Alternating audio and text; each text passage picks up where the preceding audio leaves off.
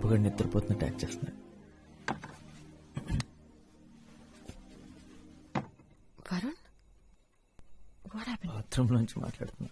ఛీ, నిత్య, ఫోన్ ఏమైందని మీ నాన్న ఏమని అడిగారా? don't worry, కొత్తది కొంటారులే రేపే.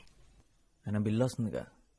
వరుణ్, నేను చూసుకుంటాను. నీతో మాట్లాడడం ముఖ్యం అంతే. ఎవరో తీసుకున్నారని చెప్పాను, నేనేం అబద్ధం చెప్పలేదే. నిత్య, ఏంటి? ఏం లేదు.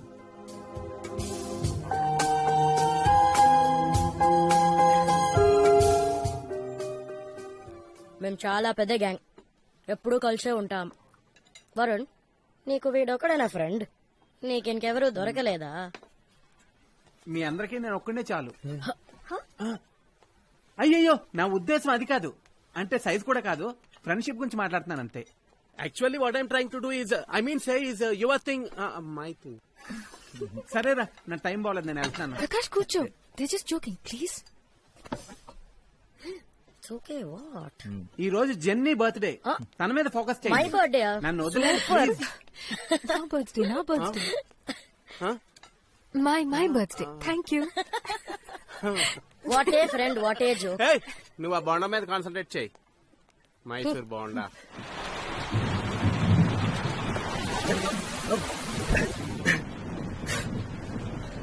వర్షం భయంకరంగా పడింది.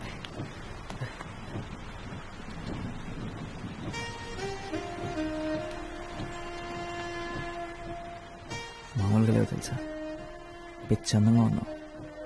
నువ్వు కూడా చాలా హ్యాండ్సమ్ గా ఉన్నావు తెలుసా. Thank you. నీ వల్లే మా నాన్న ఇంత కాస్ట్లీ షర్ట్ నీకు ఇచ్చేది ఎవర్రా అని 10 సార్లు అడుగుంటాడు. ఆయన అడుగుతున్నప్పుడల్లా అప్పుగడు దొక్కుతూనే ఉన్నాడు. వాడుకుంది. నేనే ఇచ్చానని మీ నాన్నగారితో చెప్పొచ్చు కదా.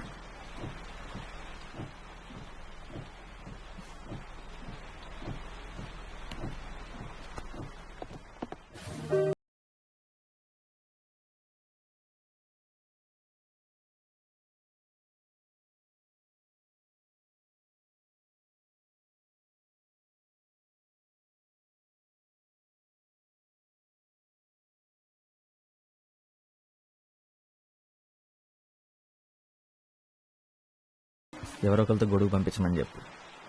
వర్షం ఆగేలా లేదు. ఆకూడదు. నిత్య, రోహిణి నీ బర్త్డే పార్టీ ఇస్తుంది. అందుకే నా బర్త్డేకి నా ఇష్టం వచ్చినట్టు ఉంటాను.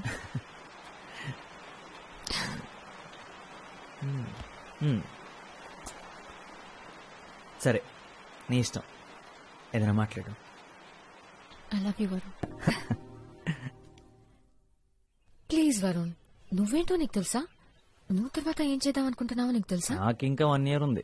ఇంజనీరింగ్ చేయడం వల్ల అదే అడ్వాంటేజ్. అంటే లైఫ్ గురించి ఆలోచించడానికి ఇంకా 1 year ఉంది. నీ చదువు అయిపోయింది, ఏం చేయాలో తెలియక ఖాళీ కూర్చున్నా. నా గురించి నేను నిజంగా ఆలోచించలేదు.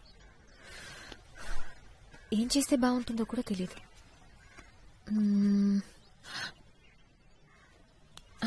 యాక్చువల్లీ నాకు తెలుసు, ఒకే ఒకటి. నువ్వు.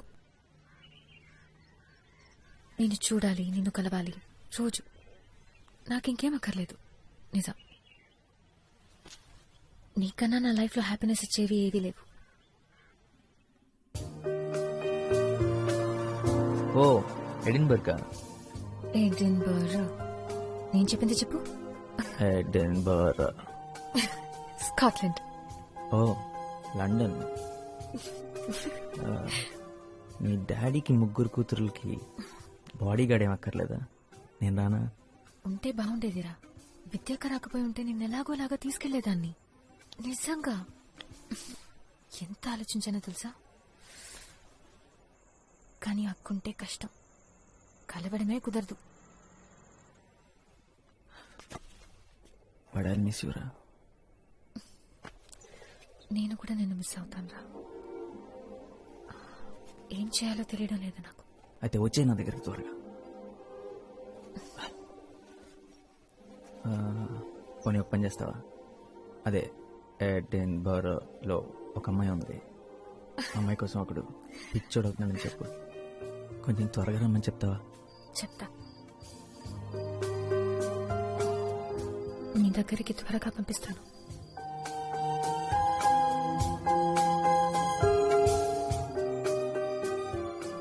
మూడు నెలలు తను లేకుండా 5వ రోజు ఎలా ఉంటే 75వ రోజు ఎలా ఉంటుంది. తను లేదు, మిగతా అంతా అలాగే ఉంది. కానీ నాకు ఏది అలా లేదు. తను మిస్ అవ్వకుండా ఏదో ఒక రకంగా బిజీ అవుదాం అనుకున్నాను. నా వల్ల కాలేదు. సల్వార్ కమీజ్ లేకపోతే ప్యాంటు షర్ట్ గుర్తుకొస్తుందారా? ఏంటి? తన ఊర్లో లేకపోతేనే నేను నీకు ఫ్రెండ్నా? సరే, ప్రేమ నీకు ఫుడ్ పెట్టదురా, నేను నీకు ఫుడ్ పెడతాను. చూసావా, మటన్ బిర్యానీ కరెక్ట్ టైం తెచ్చాడు, తిను. తను వెళ్ళిపోయిన వెంటనే ఫస్ట్ డే నిద్ర లేచిన తర్వాత ఇక్కడ కడుపులో అదొక టైప్ ఎంటీ ఫీలింగ్ రా. అదేంటో అర్థం కాలేదు, కానీ ఆ తర్వాత అర్థమైంది తను లేనందువల్లేనని. ఇలా ఎప్పుడు జరగలేదురా నాకు.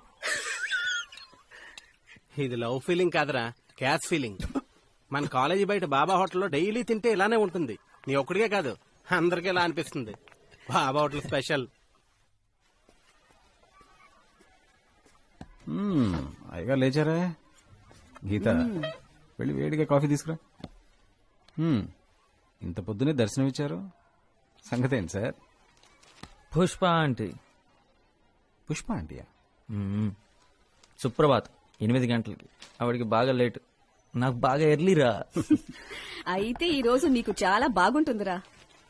ఎరా, బ్రష్ చేసుకున్నావా? స్నానం కూడా చేశాను. కాఫీ మా తెస్తాను.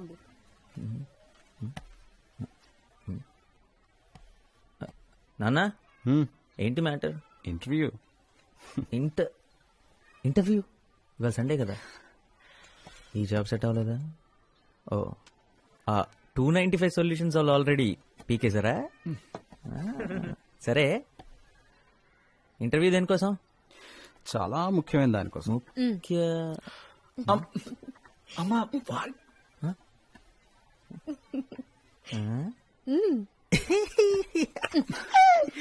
జాబ్ అయితే కనీసం ఛాన్స్ అయినా ఉండేది.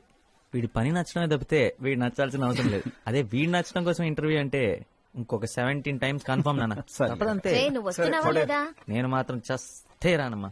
అక్కడికి వెళ్ళి మీరు చెప్పే పచ్చబద్దాలంతా నేను వింటూ కూర్చోలేను.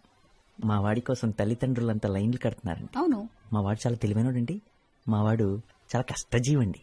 మా వాడు అందగాడు కూడా. అవును, అందగాడే. ప్రాబ్లం అది మాత్రమే కాదమ్మా. అక్కడికి వెళ్ళిన తర్వాత ఆ అమ్మాయికి నేను నచ్చేసాను అనుకో, చూడు వాడు మొహాలు అయిపోయిందో. Already tension.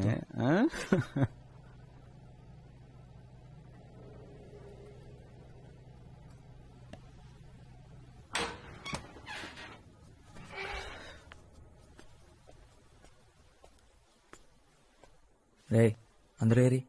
నాన్నగారు స్కూటర్ కూడా కిందే ఉంది. అందరు ఇంటికి ఎప్పుడో వచ్చేసారు. Something wrong.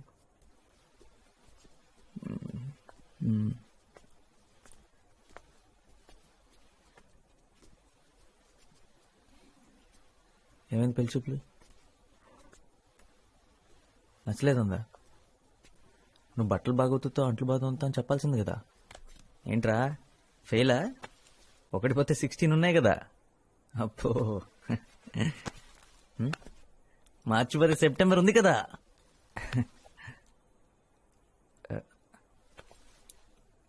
ఆ అమ్మాయి నీకు తెలుసు అనుకున్నా. నా తప్పేరా. నాతో కలిసి ఆఫీస్లో పనిచేసే అమ్మాయి. నేను తను ఇష్టపడ్డాను, తను నన్ను కూడా. అమ్మతో చెప్పా, నాతో కూడా నేనే అన్నా వాళ్ళ ఇంటికి వెళ్ళి మాట్లాడదామని. ప్రాబ్లమ్స్ ఏ లేవనుకున్నాను. వాళ్ళేదో మన నుంచి ఎక్స్పెక్ట్ చేస్తారు, నేను అనుకోలేదు. ఆ అమ్మాయి కంటే 20,000 నా శాలరీ ఎక్కువేరా. వాళ్ళ నాన్న అలా మన ఫ్యామిలీ స్టేటస్ గురించి మాట్లాడుతున్నప్పుడు నుంచుని చూస్తూ ఉంది. ఈ ఇంటిని, నిన్ను, అప్పుని అందరినీ యాక్సెప్ట్ చేసే అమ్మాయి నాకు కావాలి. ఆ అమ్మాయి గురించి నేను ఆలోచించట్లేదురా.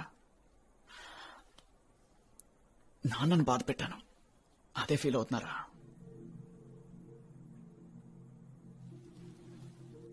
నేను పెద్ద తెలివైనాన్ని కాదని నాకు తెలుసురా. ఎందుకంటే పెద్ద ఉద్యోగం నాకు దొరకదని కూడా నాకు తెలుసు. ఈ ఇంట్లో అంతా నేను మార్చలేనని నాకు తెలుసు. కానీ నాన్న ఏ రోజు వల్ల కష్టపడకూడదు అనుకున్నాను. ఈరోజు అది చేయలేకపోయాను. రే, నాన్నకి నువ్వంటే ఎంత ఇష్టం నీకు తెలుసు కదా. అరే, నేను చేయలేకపోయింది నాన్నకి నువ్వు అప్పు చేస్తారు కదా. రే, పిచ్చోడ్లా మాట్లాడక. ఏంటిదంతా? అయినా ఇప్పుడు నాకెందుకు చెప్తున్నావు?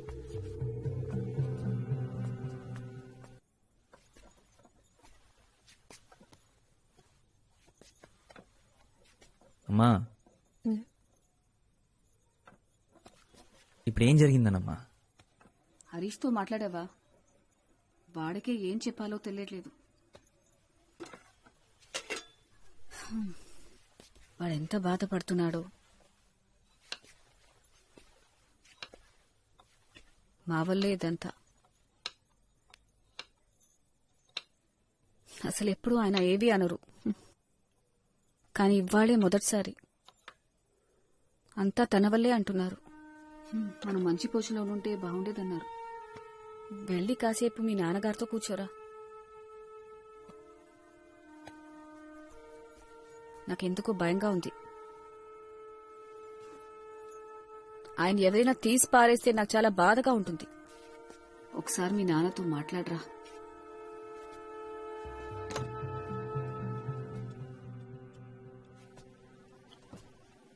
రావరణ్,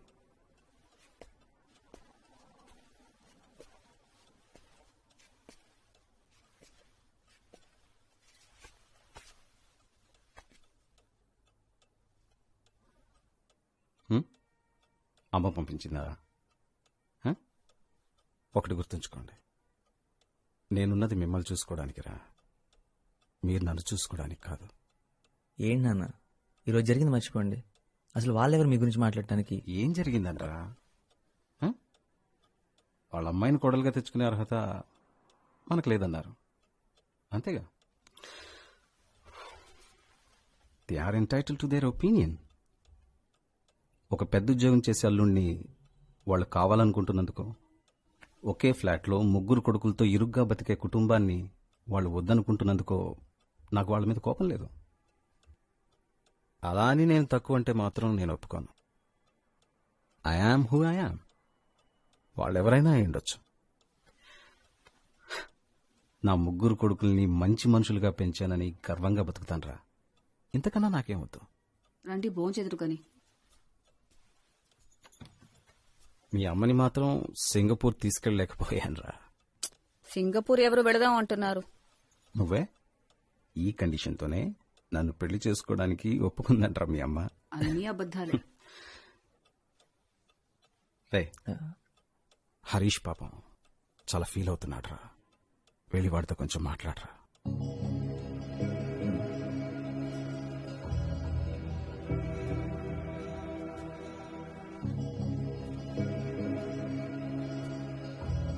నేను స్నానం చేసి వస్తాను.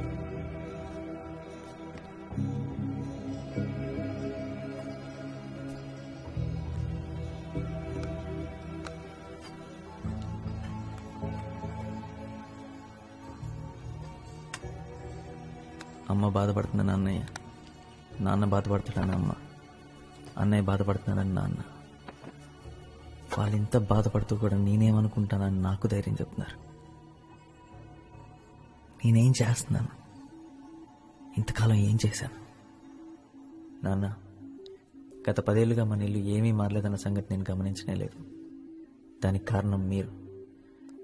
అదే స్కూటర్, అదే సోఫా, కాలు విరిగిపోయిన పేపర్ పెట్టి మేనేజ్ చేసిన అదే డైనింగ్ టేబుల్ నాకు కనపడలేదంటే మీరు నాకు కనపడనివ్వలేదు.